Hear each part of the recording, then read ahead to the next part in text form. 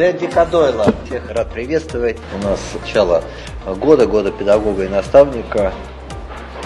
Ваш праздник. От учителя очень многое зависит. Профессия учителя – это самая главная профессия на земле. Хочу, уважаемые коллеги, всех вас искренне поблагодарить за ваш труд, за ту миссию, которую вы несете, воспитываете детей. Хотел бы еще раз всех вас поблагодарить и с удовольствием отвечу на вопросы, какие-то, может быть, предложения. На встрече с педагогами из Нижнего Новгорода вы сказали, что замечательным итогом года педагога и наставника станет разработка и принятие закона, повышающий статус учителя. Да. Вот на сегодняшний день известны какие-то правовые нормы, которые будут прописаны в этом законе?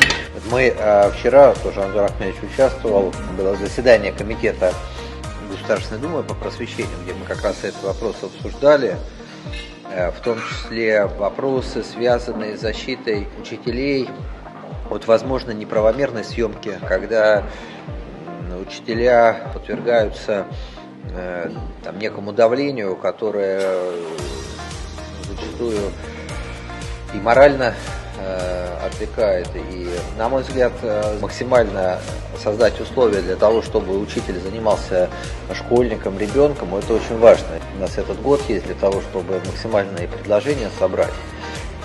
Поэтому, если есть тоже у вас предложения, пожелания, мы с удовольствием рассмотрим. И я не исключаю, что мы учтем, чтобы действительно этот закон был закон о защите учителя, повышении его статуса.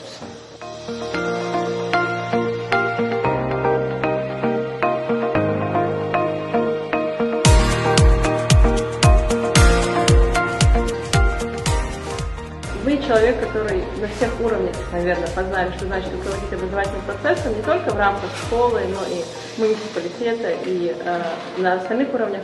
Вот у меня вопрос такой, как вы думаете, какие схожие аспекты есть в работе директора школы и в целом образовательной системы? Главное схожее заключается в том, что в осознании, что, являясь учителем, директором школы, министром, несешь колоссальную ответственность за судьбу страны, за судьбу детей. Это очень важно.